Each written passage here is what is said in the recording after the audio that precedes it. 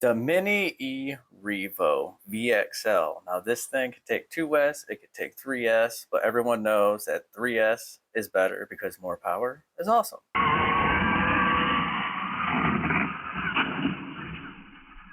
Otherwise known as the Merv for some people here. Now this thing is an absolute blast. I've been having a great time with it, but there are some flaws. Now, one thing you guys can notice right here, I have one tire that's bald and one tire that's not so bald. So that means that the diff fluid in the back here is actually probably non-existent or very, very little. So we are going to be doing a diff service today. Now, one other problem I have noticed with this thing, let me just go ahead and get this body clip off. So something I did modify with this, I put Velcro on the sides of the truck right here. And I also put Velcro on the insides of the body right there. So it's just like a quick on and off with the Velcro. But you have to make sure that you put the body clip in the back wing. Otherwise, when you crash and this wing gets pulled, it gets pulled out of the back right there. And you don't want that. So this is going to be the first time I've pulled this thing apart, but we're going to learn it all together. It's going to be super quick and easy. Not as quick and easy as the Stampede or the Slash, but it's going to be all right. Now, first thing we want to do is take this whole wing off, which is going to be what looks like 3 bolts. We'll take this whole thing off. We got 2 in the back right here, and then 1 up top right here behind the suspension. Now, one thing I did do with this, I put some super glue on the screw to hold the wing in because it kept popping out, so it's a little bit hit. All right, bolts out. This should just pop right off. Just kidding, we got to take off the bottom skid plate here first. So this is going to make sure that we get access to the differential. And then there's going to be some bolts up under the suspension right here that we're going to have to get to, and it's going to separate the whole back end.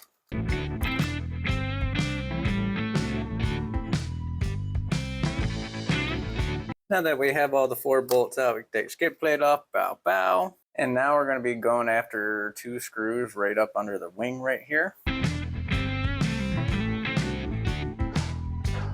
And now that we have those 2 bolts out, and pow, comes out just like that. And then we can just put the wing off to the side. This is what we're left with right here. So now the next thing we're going to do is take off these rockers right here. And to do that, we're going to separate them from the suspension. We can leave them linked to the red arms. That's not a big deal. But then we're going to take out the main bolts to actually remove them from the chassis. And one thing I noticed with the shock, it looks like it's leaking. So we might have lost a little bit of fluid, but I'm not too worried about it. It seems to be a common problem among these. Let me know in the comments below if you guys got the same problem. All right, rocker arms separated. As we can see, there are 2 more screws up under the shocks here. And then also we're going to remove the main bolts holding the whole shock assembly onto the chassis. Now, it seems like a whole bunch of work, because it is, but it's super simple once you work on these things a few times. Now be mindful of your motor wires right here. You do not want to cut those things with your tool. That would be a big no-no. There we go, last bolt. This thing is pulled out. Get that little leaf off there, don't need that. Shocks are out, everything's cool. And now we have access to the 2 screws up under the shocks.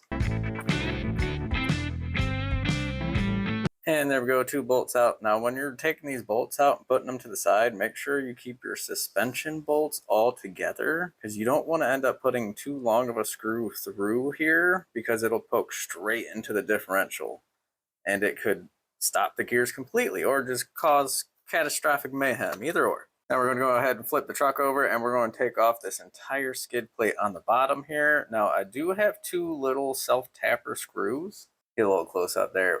Right here. Now this is attaching this to this skid plate, because otherwise it's just kind of sitting on top of there. Now, I've had issues with big jumps where the front end will kind of bend forward. So if you put some self-tappers right there to attach together, less flex, less wear on the differentials, it's just good. A little hack, if you will.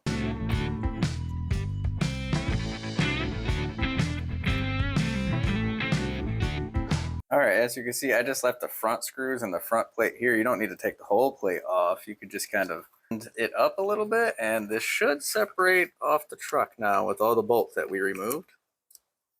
And bam, just like that, there it is. That is a separated truck. There's the insider diffs. Look at that, absolutely bone dry. We're going to be putting some marine grease in there, but we have to separate this whole thing and take it apart to even get access to it. And guys, check this out. I didn't even notice. Look at my middle axle. It is almost chewed through completely. And with it being all mangled, it actually started chewing into the sides of the diff housing here. That is crazy. But as long as it still works and it still spins, I'm going to keep it in there. Now, first thing we want to do is take all the little hinge pins out of all of the A-arms here. Bam, just like that. Pins out. Oh, we got some back pins. Let's get these lower ones real quick. Maybe. She's a little stuck. There we go. Got one. Oh, these things are really stuck. Come on. Yeah, there we go. Now your arms are free and she's looking a little bit goofy. Now, next thing we're going to do is take out all of the little axle screws.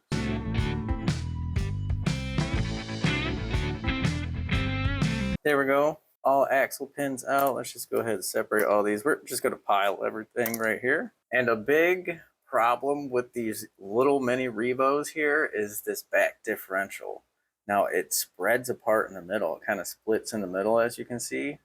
So when this thing is together, the only thing keeping it from separating is this tiny little skid plate. This is the only thing that keeps this thing from separating. So obviously the plastic is going to stretch apart.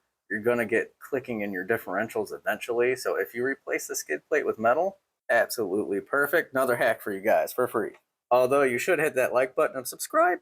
Now we just got one last bolt right here. We can actually see it going through the middle right here. And we're just going to remove this dude and it should separate this housing.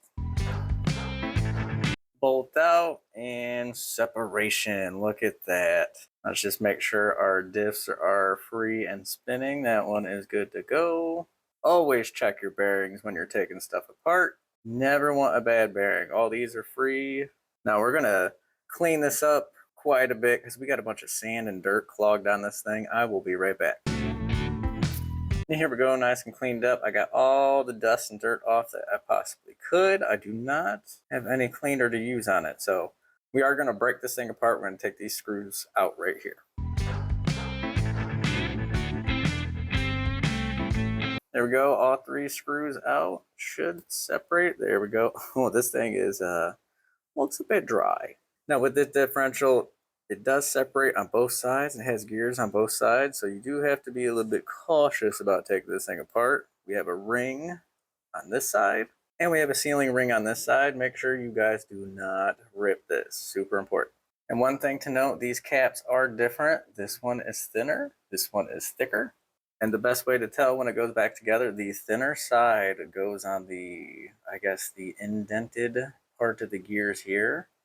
And the thicker side goes on the cap side on top.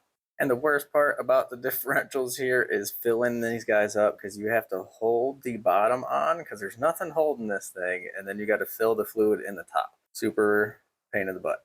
And today we're going to be running with 30K in the rear diffs and 50K in the front. I do this because it kind of makes the front tires pull a little bit harder, gives you a little bit more stability, gives you a little bit more control. Go ahead and fill this up. Now don't overfill this because it will blow out your O-rings when the fluid heats up and expands. So you're just going to want to like put it in there like that and then just kind of let it sit and settle. Maybe turn the gears and hold it together the best you can. Now be wary of spinning these things. The spider gears will pop out on you, and getting these things in exactly how it's supposed to be, super pain in the butt. You don't want to do it. And there we go, nice and filled up. You might not be able to see it because it's super clear and hard to see, but it's like just over that middle base plate in there. So now we got fluid in the bottom of it. We got fluid in the middle. Good to go. Then you're going to take a thicker cap, put it on top with the square bit here. Make sure you line up your holes and do not tear your seal. All right, cap back on, screws back in. Now be super careful of tightening these back in. They are plastic threads and they will strip on you super easy. Now seriously, just barely snug these. Like just use your fingertips so you don't over tighten this stuff because this seal will rip on you super easily. Just go around one by one, tighten them evenly, just like that. Fingertip strength for the win. There we go. Diff is serviced. All we got to do is clean up the rest of the diff housing, grease it up, and we're good to go. Now, the reason you want to clean up the diff housing, look at all this sand and dirt in here. You do not want this stuff getting clogged up in your gears. It will, prematurely break it super quick. There we go. Dust all out of the diffs. Good to go. And make sure your bearings are in place. Especially with the little pinion gear here, you want to make sure your bearings are in place. And push it in just like that. Pinion gear set up just like that. Make sure you got a little bit of rotation in there. Yes, sir.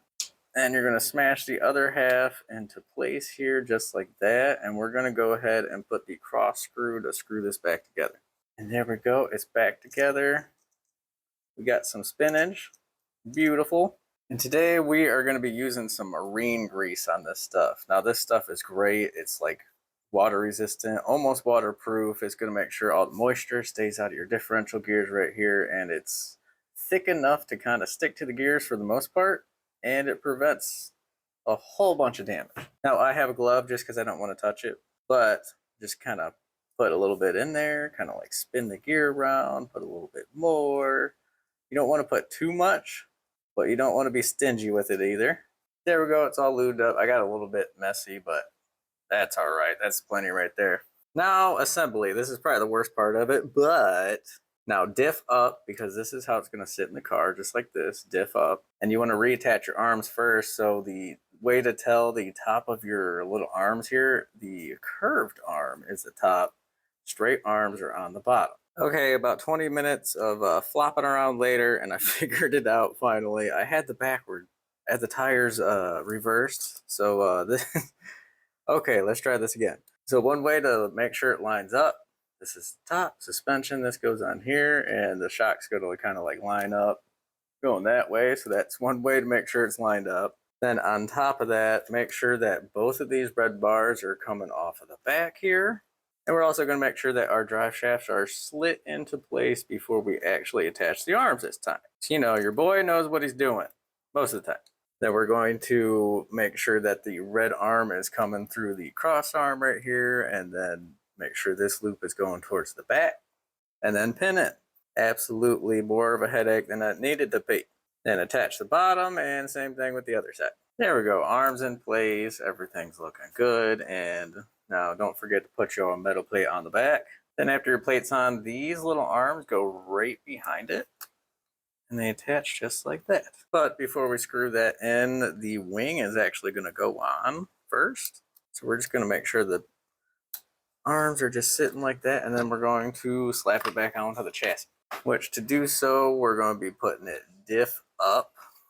So just like this. Oh, we got some sand we got to take care of. Hold on. So flip this dude and kind of just slide it into place just like so. So one way to cheat, not have to take it all the way off, you can kind of like push the skid plate up a little bit and just kind of slot the drive shaft onto the other one. And there we go. Drive shaft is attached to the middle one. Then we could attach it right back with the axle screw right there. Throw the wing on. She's good to rip. And you'll know you're lined up once the top is kind of lined up with the top right there. And then we're just going to put back our skid plate bolts back in first. Now that I got the one bolt holding the diff in on the bottom side right there, I'm going to go ahead and flip it over and go ahead and screw in these two screws right here to hold it all together. All right, we got those two screws in. Now it's going to hold it back on. Now we can get all the skid plate bolts in. But first things first, coffee break. Fine cup of brew. Make your chest hair grow. Nothing like a fine cup of coffee while you're working.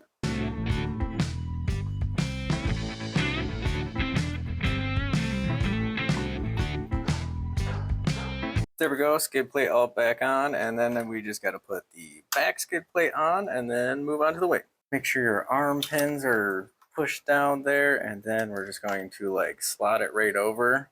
Now, as you can see, there's two notches in the skid plate right there. Now these pins are going to push right into that, and it's going to kind of lock into place. Now with this diff service, we should no longer get the one wheel balled, and they should start spinning together, and it should have more control. But that will be for another episode. Now let's go ahead and get our suspension back together. Get your shock mount here and your shock, because this is going to be the only way to screw it in. And it's easier to just kind of start a screw through it and then just go ahead and make your way through the shock. And then all that is going to mount up to the two holes right behind the motor. There we go, shock's mounted. Looking beautiful. Now, don't mind the snoring in the background. My dog is snoring like an absolute walrus right now.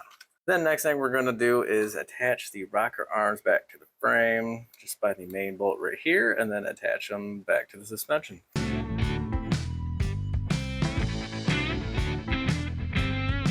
There we go, suspension reattached. Looking beautiful. It's all rolling. Gears are going. Now, last step of the process, putting the wing back on.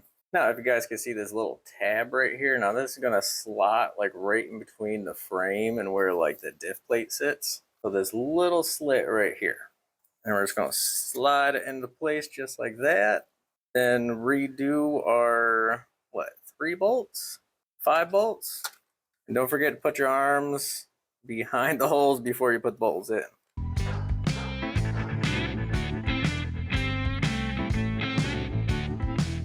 And there we go, just like that, wing back on, screws all in. Let's roll it again. Diff service, this thing should be much more controllable now. And I cannot wait to rip it again. If you guys learned a thing or two, smash that like button, subscribe to see some more awesome content. And as always, guys, don't forget to stay tuned.